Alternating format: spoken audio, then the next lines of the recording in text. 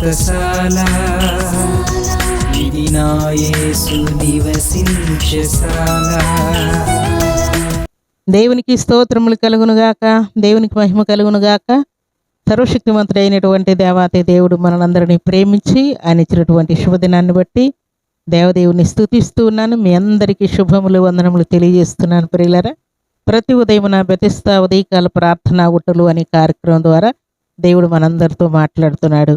ఆయన వాక్కు ద్వారా ఆదరిస్తూ ఉన్నాడు, స్వస్థత ఇస్తూ ఉన్నాడు, సంతోషం సమాధానం కలుగజేస్తూ ఉన్నాడు, నేనున్నానని అభయమిస్తూ ఉన్నాడు. ప్రియులారా, అందుకే ఈ దేవదేవుని స్తుతిస్తున్నా. శుభదినాన దేవుడు మనకిచ్చినటువంటి శ్రేష్టమైన వాక్కును చదువుకుందాం. పరిశుద్ధ గ్రంథంలో నుండి యెషయా గ్రంథం 43వ అధ్యాయం 1వ వచనాన్ని చదువుకుందాం. భయపడకము, పేరు పెట్టి నిన్ను పిలిచి ఉన్నాను, నీవు నా సొత్తు. దేవుడి శ్రేష్టమైన మాటలు దీవించి ఆశీర్వదించునుగాక. చాలాసార్లు మన జీవితాల్లో భయపడుతూ ఉంటాం. మేలు జరిగినా భయపడుతూ ఉంటాం, కీడు జరిగినా భయపడుతూ ఉంటాం. ఆరోగ్యంగా ఉన్నా భయపడుతూ ఉంటాం, అనారోగ్యంగా ఉన్నా భయపడుతూ ఉంటాం. కడుపు నిండా తిన్నప్పుడు భయపడుతూ ఉంటాం, ఆకలి కొని ఉన్నప్పుడు భయపడుతూ ఉంటాం. ఏదైనా ప్రాబ్లం వచ్చినప్పుడు ఆ ప్రాబ్లం క్లియర్ అయినా భయపడుతూ ఉంటాం, క్లియర్ కాకపోయినా భయపడుతూ ఉంటాం. అప్పుల కోసం భయపడుతూ ఉంటాం, కేసుల కోసం భయపడుతూ ఉంటాం, ఇంటి వారిని బట్టి భయపడుతూ ఉంటాం, ఇరుపురు వారిని బట్టి కూడా భయపడుతూ ఉంటాం. ఏదైనా తీరని సమస్యలు మనకు వచ్చినప్పుడు కూడా భయపడుతూ ఉంటాం. అయితే సర్వశక్తిమంతుడైనటువంటి దేవాతి దేవుడు అంటున్నటువంటి మాట, భయపడకము, పేరు పెట్టి నిన్ను పిలిచి ఉన్నాను, నీవు నా సొత్తు అంటూ ఉన్నాడు దేవుడు. దేవునికి స్తోత్రములు కలుగునుగాక. సర్వశక్తివంతుడైనటువంటి దేవాతి దేవుడు భయపడొద్దని ఆజ్ఞాపిస్తున్నాడు. ఇహలోకంలో ఏది జరిగినా సరే భయపడొద్దని దేవుడు ఆజ్ఞాపిస్తున్నాడు. ఎందుకంటే దేవుని సన్నిధిలో చేరిన మనల్ని కూడా దేవుడు పేరు పెట్టి పిలిచి ఉన్నానని దేవుడు మాట్లాడుతూ, పేరు పెట్టి పిలవడమే కాదు, నీవు నా సొత్తు అని కూడా దేవుడు మాట్లాడుతున్నాడు.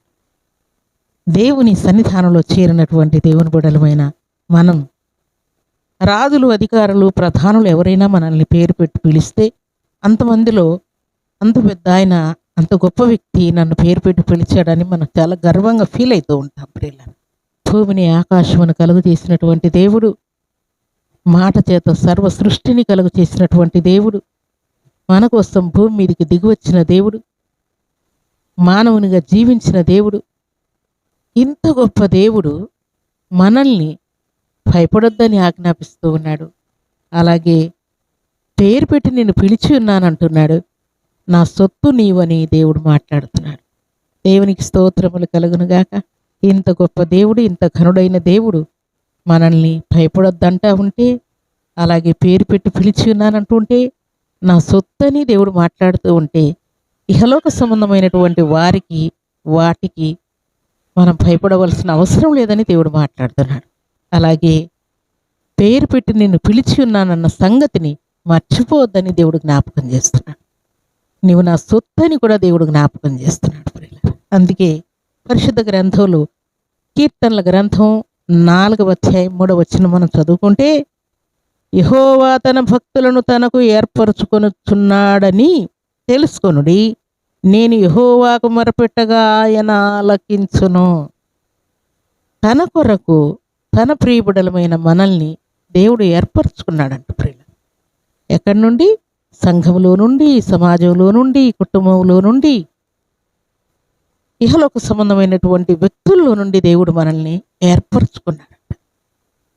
ఆయన ఏర్పరచుకున్నాడు గనుక మనం మొరపెట్టగానే, మనం కన్నీరు కారవగానే, మన ఉపవాసం ఉండగానే, మన కష్టం కలగగానే, ఆపత్కాలం సంభవించగానే మనం దేవుని సన్నిధిలో మొరపెడితే, కన్నీరు కారిస్తే, వేడుకుంటే, దుఃఖపడితే దేవుడు వెంటనే మనకు దేవుడు ఆన్సర్ ఇస్తూ ఉన్నాడు. ప్రియులారా, అందుకే 1 కొరింథీయులకు రాసిన పత్రిక 1వ అధ్యాయం 27 నుండి కొన్ని వచనాలు మనం చదువుకుందాం. ఏ శరీరియు దేవుని ఎదుట అతిశయింపకుండునట్లు జ్ఞానులను సిగ్గుపరచుటకు లోకములో ఉండు వెరివారిని దేవుడు ఏర్పరచుకొని ఉన్నాడు. బలవంతులైన వారిని సిగ్గుపరచుటకు లోకములో బలహీనులైన వారిని దేవుడు ఏర్పరచుకొని ఉన్నాడు. ఎన్నికైన వారిని వ్యర్థము చేయుటకు లోకములో నీచులైన వారిని, తృణీకరింపబడిన వారిని, ఎన్నిక లేని వారిని దేవుడు ఏర్పరచుకొని ఉన్నాడు. దేవునికి స్తోత్రములు కలుగునుగాక. మనము చాలాసార్లు నేను చాలా వెర్రివాడను, బలహీనుడను, ఎన్నిక లేని వాడను, తృణీకరింపబడిన వాడను, లెక్కలో లేనటువంటి వాడనని చాలాసార్లు మనం అనుకుంటూ ఉంటాం. మనము ఎన్నిక లేని వారమని దేవుడు పిలిచాడంట ప్రియులారా. బలహీనులమనే పిలిచాడంట, వెర్రివారమని పిలిచాడంట, తృణీకరింపబడ్డామనే దేవుడు మనల్ని పిలిచాడు ప్రియులారా. ఎందుకంటే మనకంటే పై స్థాయిలో ఉన్నటువంటి వారు, జ్ఞానులను, వివేకము కలిగిన వారు, ధనవంతులను, విద్యావంతులను, పేరు ప్రఖ్యాతులు కలిగినటువంటి వారిని ప్రక్కన పెట్టి దేవుడు మనల్ని పిలిచాడు ప్రియులారా. దేవునికి స్తోత్రములు కలుగునుగాక. అందుకే దేవుని సన్నిధిలో చేరినటువంటి మనలందరినీ కూడా నా సొత్తు అని దేవుడు మాట్లాడుతున్నాడు. దేవుని సన్నిధిలో చేరినటువంటి దేవుని బిడ్డలుగా సొత్తుగా ఎన్నుకున్నటువంటి వారందరినీ అబ్రహాం, ఇస్సాకు, యాకోబుల జీవితాల్లో, అలాగే ఏలియా, ఎలీషాల జీవితాల్లో, మోషే, అహరోనుల జీవితాల్లో, అలాగే ఎజ్రా, నెహెమ్యాల జీవితాల్లో దేవుడు ఎన్నుకున్నటువంటి వారి పరిస్థితులు సపరేట్గా ఉంటున్నాయి. వారు దేవుని సొత్తు అని అనేకులకు అర్థమయ్యేటట్టుగా దేవుడు క్రియ జరిగించాడు. అలాగే ఐగుప్తు దేశంలో నుండి వచ్చేటప్పుడు వారి జీవితాల్లో అద్భుతాలు, ఆశ్చర్యకార్యాలు విరివిగా దేవుడు జరిగిస్తూ చివరికి ప్రథమపుత్రులను, ఐగుప్తు దేశంలో ఉన్నటువంటి ప్రథమపుత్రులందరినీ చంపేసి ఇశ్రాయేలులందరినీ కాపాడుకుంటూ దేవుడు వారిని తోడుకొని వస్తూ ఉన్నప్పుడు ఎర్ర సముద్రంలో ఇశ్రాయేలులందరినీ కాపాడి నేరుగా వారిని క్షేమంగా ఆరణ్యాలను నడిపించి ఐగుప్తీయులందరినీ ఎర్ర సముద్రంలో ముంచివేసినప్పుడు నిజముగా యెహోవా వారి పక్షముగా ఉన్నాడు. ఇశ్రాయేలులందరూ కూడా దేవుని యొక్క సొత్తని ఐగుప్తీయులు గుర్తించేటట్టుగా దేవుడు కార్యం చేశాడు.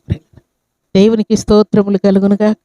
అందుకే మనం దేవుని సొత్తు గనుకనే దేవుడు అలనాడు పశులపాకలో యేసయ్య జన్మించాడన్న వార్త చెప్పడానికి గొర్రెల దగ్గరికి దేవుని యొక్క దూత వెళ్ళి భయపడొద్దని ఆజ్ఞాపిస్తూ ఉన్నాడు. భయపడొద్దు, మీ కొరకు రక్షకుడు పుట్టి ఉన్నాడు గనక ఇక మాకు తోడు లేడని, అండలేడని, కొండ లేదని, సహాయం లేదని అనుకోకుండా మిమ్మల్ని ఆదరించుటకై, మిమ్మల్ని స్వస్థపరచుటకై, మీకు సహాయం చేయుటకై, మీకు ధైర్యం ఇచ్చుటకై రక్షకుడు మీ కొరకు పుట్టి ఉన్నాడని దేవుని యొక్క దూత గొర్రెలతో మాట్లాడుతున్నాడు. ప్రియులారా, దేవునికి స్తోత్రములు కలుగునుగాక. రక్షకుడు మనకు పుట్టి ఉండుట, రక్షకుడు పశులపాకలో జన్మించుట మనకు ధైర్యము కలుగ చేసేటువంటి క్రిస్మస్. ప్రియులారా, మనకు ధైర్యాన్ని ఇచ్చేటువంటి పండుగ ఇది. రక్షకుడు జన్మించుట మనము ధైర్యముగా దేవుని కొరకు బ్రతుకుటకు ఆధారమైనటువంటి క్రిస్మస్. ప్రభు సన్నిధిలో చేరిన మనందరి జీవితాల్లో ఏ విషయంలోనూ భయపడుతూ ఉన్నావేమో, ఆరోగ్య విషయంలో, అలాగే అప్పుల విషయంలో, కేసుల విషయంలో, అపవాది అనేక విషయాల్లో నిన్ను శోధిస్తూ ఉన్నప్పుడు, తొందర చేస్తూ ఉన్నప్పుడు, అవమానాలు కలుగుతూ ఉన్నప్పుడు, చేయాల్సినటువంటి దేవుని కార్యాలు చేయలేకపోతూ ఉన్నప్పుడు, పలు విధములైనటువంటి ఆటంకములు నీకు కలుగుతూ ఉన్నప్పుడు నువ్వు భయపడుతూ ఉన్నావేమో, శత్రువులను బట్టి భయపడుతున్నావేమో, ఎగ్జామ్లో ఫెయిల్ అయిపోతానని భయపడుతూ ఉన్నావేమో, క్వాలిఫై మార్కులు వస్తాయో లేదో, జాబ్ వస్తుందో లేదని టెన్షన్ పడుతూ ఉన్నావేమో. దేవుడు అంటూ ఉన్నాడు, భయపడద్దు, నీవు నా సొత్తు, నేను నిన్ను పిలిచి ఉన్నాను, నీవు నా సొత్తు అని దేవుడు మాట్లాడుతాడు. ఈ శుభదినాన సర్వశక్తివంతుడైనటువంటి దేవాతి దేవుడు గొల్లలతో భయపడొద్దు, రక్షకుడు మీ కొరకు పుట్టి ఉన్నాడని చెప్పినట్లుగా శుభదినాన దేవుడు నీతో కూడా భయపడొద్దు, నీ కొరకు రక్షకుడు పుట్టి ఉన్నాడని దేవుడు నీతో మాట్లాడుతున్నాడు. దేవునికి స్తోత్రములు కలుగునుగాక. దేవుని యొక్క కృపను, కనికరాన్ని, దీవెనను, ఆశీర్వాదమును సమృద్ధిగా నీవు నీ ఇంటి వారు పొందుకొని ఉదయకాల దీవెనల చేత మీరు నింపబడి దేవుని కొరకు సాక్షులుగా, సొత్తుగా జీవించుతారుగాక. ఈ ఉదయకాల సమయంలో నీ ప్రయాణాల్లో భయపడొద్దంటున్నాడు, ప్రయత్నాల్లో భయపడొద్దంటున్నాడు, బిజినెస్లో భయపడొద్దంటున్నాడు, అలాగే నీ ఫ్యామిలీ విషయం భయపడొద్దంటున్నాడు, అలాగే భర్తను బట్టి, భార్యను బట్టి, కుమారులను బట్టి, కుమార్తెలను బట్టి టెన్షన్ పడుతూ ఉన్నామే. ఎలాంటి కీడు కష్టమైనా సరే భయపడొద్దని దేవుడు మాట్లాడుతూ పేరు పెట్టి పిలిచిన్నాను, నీవు నా సొత్తు అని దేవుడు మాట్లాడుతున్నా. కాబట్టి ఈ శుభదినాన దేవుడు ఇచ్చినటువంటి ఈ శ్రేష్టమైన వాక్కును బట్టి మనమందరం ధైర్యం తెచ్చుకొని భయపడొద్దని ఆజ్ఞాపించుటకి రక్షకుడు నీ కొరకు పుట్టి ఉన్నాడు. ఆశీర్వదించునుగాక. దేవుని యొక్క శక్తి నిన్ను కమ్ముకొనుగాక. దేవుని యొక్క కృప చేత నీవు నీ ఇంటి వారు నింపబడతారుగాక. అలాంటి కృపా భాగ్యం ఈ ఉదయకాల సమయంలో సర్వాధికారి సమృద్ధిగా మనందరికీ అనుగ్రహించి ఆశీర్వదించునుగాక. ఆమేన్. ప్రార్థన చేసుకుందాం. భూమి ఆకాశములను కలుగు చేసిన మా తండ్రి, కృతజ్ఞతలయ్యా.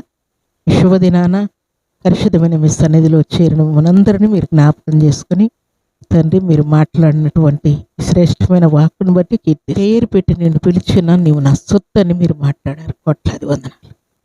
మీ సన్నిధిలో చేరిన మనందరినీ మీరు ధైర్యపరిచినందుకు స్తోత్రాలు. మా భయమును కొట్టివేయటికి మీరు పశులపాకలో జన్మించినందుకు స్తుతిస్తూ ఉన్నాను. మీ ధైర్యంతో నింపినందుకు స్తుతిస్తూ ఉన్నాను. తండ్రి, మాకున్న కరువు కష్టమును సమస్తమును కూడా తీర్చడానికి మీరు ఇచ్చిన కృపా భాగ్యం బట్టి స్తోత్రాలు. వ్యాధులను గద్దించినందుకు స్తోత్రాలు.